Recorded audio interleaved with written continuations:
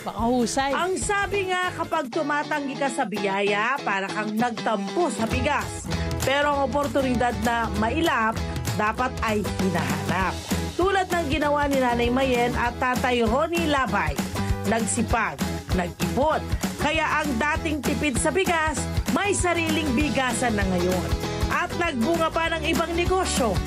Napakasarap ng pakiramdam na mabigyan ako ng magandang buhay dahil lang sa negosyong pagbibigas, pati mga kamag-anak ko, kapatid ko na tulungan ko sila dahil lang sa pagbibigas nito. Kwento ng inspirasyon ng hatid ngayong umaga dito sa Kwentong Kabarangay. This is it, my friend! Pasukin na natin! Pasukin na natin! Ang laki-laki naman ito! Good Sama morning! natin! O, diba? Si Nanay at si Tatay. Pero, sa natin kay Ate Mayen Labay. Good morning, Ate Mayen. Bati ka naman sa mga kabarangay.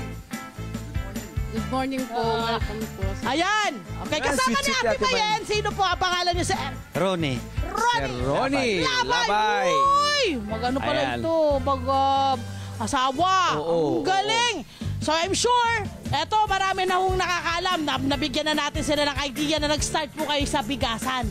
Paano nyo na umpisahan yung ganong klase at magkano po yung pinuhunan po ninyo? Dito pinuhunan namin ay 30,000. Yes, ano po yung mga nakapaloob po dun sa 30,000 natin? Puro mga bigas lang siya. Puro mga bigas. Oo. Paano po yung pondohan po ninyo? Kasi minsan ang mga bigas kailangan yan maayos yung pagkakapondo, di po ba? Kasi yung iba, pinautang ako ng pisang ko para madagdagan. Pinahiram. Oo, pinahiram ako para madagdagan lang yung puhunan ko. Eh, medyo mura pa naman ang bigas noon. Ang alam namin parang nakuha na pamanan niya lang to doon sa pinsan po ba? Tama po ba? Dahil parang palugi na or tama po ba? Oo, sinalo nyo po. Anong taon po ito? Oo. Mga 2003, ganon. 2003, 22 years. Paano po yung naging role nyo, Tay, dito sa ginawa nyo pong bigasan? Anong inyong naging, kumbaga, parang responsibilidad? Naging masipag lang kami talaga sa pagtitinda. Kayo so ibig sabihin, kayo tagabantay, lahat-lahat, nagbubuhat? Oo, kami, nung una. O, anong ginagawa nyo nung una? Ako nagbubuhat, kami nagtitinda. Lahat. Lahat ganun. Wala kayong mga kasama pa? May kasama na isa lang. Isa lang. Oo, kasama. yun lang. O, tapos, paano po lumaki at dumami yung inyo pong mga business, lumawak po? Yung nagkonting tipid lang kami para makaipon at para madagdagan namin yung iba namin tindahan. Anong mga klaseng pagtitipid po ang ang parang ginawa niyo? Kasi ito yun parang talaga naman, naikikwento natin, kailangan ka magtipid, Mag-ipon. pero anong klase pong pagtitipid? Anong ibig nyo pong sabihin? Anong klase? Nagbawas kayo ng pagkain ng... Paano mo? Para pa magka-idea ba kami? Paano po ba? Hindi kami lumalabas, lagi pupunta sa mall, iniwasan namin yung mga ganon, di kami nagbibili ng kung ano-ano, talagang pera lang inipon namin. Kung ano lang yung pangangailangan, pagkain lang, yan yung pinaka-major nyo. May pinag-aaral ho kayo ng mga panahon na yun, nag-uumpisa pa kayo. lang sila, yung maliliit pa lang. So kaya pa kahit pa paano. Ayan. Halimbawa, ma'am, sa kinikita nyo sa isang araw, ilang porsyento nyon ang itinatabi ninyo para pang savings na hindi gagalawin dahil para yan sa negosyo? Halimbawa, kumita lang kami ng 1,000, yung 500, tatago namin yan, iipunin namin, gano'n. Yes, ito yung pang-500, ito yung pang-araw-araw yung gastusin. Mahusay! Okay, friend. Ako, tinitigan ko yung mga bigasan Ganda ng Tinitigan ko yung mga bigasan, iba't ibang mga bigas na ito. Mamaya, mag-price watch na rin tayo mamaya. Para Pakilala mo sa amin itong mga bigas na to. Ayan. Kasi marami hindi nakakaalam ng mga klase ng bigas. Ipakilala mo sa amin ang mga klase ng bigas na meron kayo. Si Tatay. Tay, anong mga bigas meron tayo? Buko Pandan. O yan, nasan yung buko pandan? Pakita po natin yung buko pandan. Ayan, buko pandan. Ayan. Sinanduming. Ganon. Angelica, ganon. Oo. Ano ang pinakamabenta dito sa mga klase ng bigas na meron kayo? Buko Pandan at Hasmin. Oo, bakit ho sila mabenta? Sarap. Ano masarap? Masarap. Tay, eto ha, kasi friend, favorite ko to eh. Gusto ko ng buhaghag na bigas. Nasaan yung Or buhaghag buhaghag? na kanin. Anong Ayun. buhaghag na kanin na masarap? Gold cup at saka bachelor. Yan talaga. Yan sa Ito sa kayo ng Magkano ang bachelor. presyuhan yan? Magkano ang presyuhan? 55. Magkano isang halimbawa 25 kilos? Ganyan. 26. 2.6? Oh, 50 kilos yun. 50 kilos. Yes, not Ayun. bad. Sa 50 kilos, my Oo, friend. oo. So ito pong inyong mga bigas na ito, dito na rin kayo kumukuha ng mga bigas na pangsaing po ninyo. Natawa siya. Ang tanong, kasi minsan, huwag na yung mahal. Doon tayo sa mura. Anong diskarte niyo, Ate Maylin, pag kumukuha kayo ng pang sarili niyong bigas? Mahal ba o yung mura? Magandang katanungan yun, ha? Ah, gusto ko yun eh. Dinurado. Ha? Dinurado. Nasaan ang dinurado? Masarap eh. Ay, Masarap, no? Ibig sabihin, friend, hindi porket na nagbibenta sila, ipapabayaan din nila yung sarili nila. Kailangan Tama. nakakatikim sila din ng masarap. Tama. Diba? Dinuradong Mindoro yun. Ayun. Ayun. Nasaan? Ay, Ayan. naman pala eh. Magkano naman ito? 1/4 ang kalahati. 1/4 ang 25 kilos. Mhm.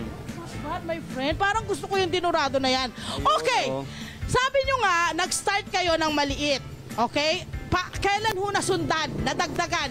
Paano yung sunod-sunod na pagtatayo nyo ng inyong mga business time? Mga Every 5 years ba? Meron na. 2 years lang. Wow! Every 2 years. At lahat yan, paano nyo diniskartihan na mapatayo at yung bang lupang yan ay nabili nyo rin? Paano po yung proseso? Nabili namin lahat yan. Lahat. Kasi nag-ipon talaga kami ng kasi ang gusto namin talagang maging sa amin. Kaya ang diskarte namin, sabi ko, magkakausap kami na mag-ipon tapos nabili na nga namin yan. Ano yung mga Galing. businesses po ninyo na naitayo po ninyo doon sa mga, kasi iba-iba pong mga establishmento eh, no? Anong mga establishmento po? Anong mga klase ng mga business ang nagawa po ninyo? Ayan lang, mga tindahan. Ito, ipakita natin ito. Alam nyo ha, ito. Itingin nyo ha. Mga May kabarangay. Batangas Lomi kayo. Ayan, mga kabarangay. May Batangas Lomi kayo. Ayan. Di ba, ito, makita itong bigasan na ito. Ito bigasan talaga to. Yung sinasabi ni tatay, May Ronnie, tindahan na doon. Ito, puntahan natin. Halika, Ito, punta tayo meron doon. siya Halika rito. dito. Meron siya rito, lab. Punta tayo riyan. Ito ang kanyang karnihan. Yeah, correct. May karnihan. Ito, yun, karnihan. Ito. Basta ito may building sila dito. May gulayan. Building yata yung kanila. Oo. Ito ay umuupa na. Umuupa na ho ito sa inyo. Umuupa. Nangungupahan na rin. Nangungupahan. May paupahan na rin sila. Mahusay. At Tapos, hindi pa, ito pa. Ito pa. Ate Dito Marel, tayo. ibida Dito tayo. natin Sir, ang iyong pasensya na po. bahay. Yes, may bahay. At meron din silang grocery. Grocery, Diba? general merchandise At store, meron silang bakery. pandesal. At merong May bakery. nagkakape. Si Kuya. May kapihan na rin, ano? May kapihan. Pwede rin magkapihan. Anong pakiramdam na makapagpatayo at makapagpalawak kayo po ng inyong negosyo? Masayang masaya kasi hindi ko akalain na makakapagpatayo ako ng ganito. Haliw kayo dito, ma'am. Nagtatago si Mami mahiyain. Okay. Ano ho yung ano? Kasi syempre sa kanila, pinapakita na namin sa inyo ngayon itong magandang mga nangyari na. Pero sigurado ako, maraming sakit at hirap din. Oo. Anong mga challenge po? Kasi minsan nagtitinda ka, antok na antok ka kasi napakaaga mong gumising, Totoo. gano'n. Ikaw. Ganon din. Sipag lang at saka talaga para na makamit namin yung aming Sipag at tiyaga talaga, ano? Oo. para makamit yung aming mga mitin na nabili na mga property. So ngayon po, ang dami niyo po property, dami niyo po pinagkakabalang Eatery. may lumihan. May lumihan din sila ron.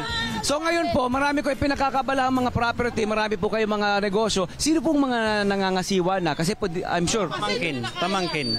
Anak, pamangkin. So dati, sabi nyo kayong dalawa lang, tapos isang kasama. Ngayon ho, ilan na kayo lahat? Madami kami ngayon. Meron bang 50? Wala. Mga 30. 15, gano'n. 30! Sabi nila tayo 30! Mga 30. Kasama yung mga boy, 30. 30, ang ganda, my Galing. friend. Nakapag-open sila ng trabaho para sa kanilang mga kamag-anak. Ayun. Tama. Ayun, biglang naiwanan pala natin yung bigasan, may Hindi, bumibili. meron namang mga Anong kasamahan. mensahe nyo po sa ating mga kabarangay na gustong sumubok ng mga business? Counting tipid lang kung gusto nilang kayanin yung aming Ginawa. aming ginawa na ano.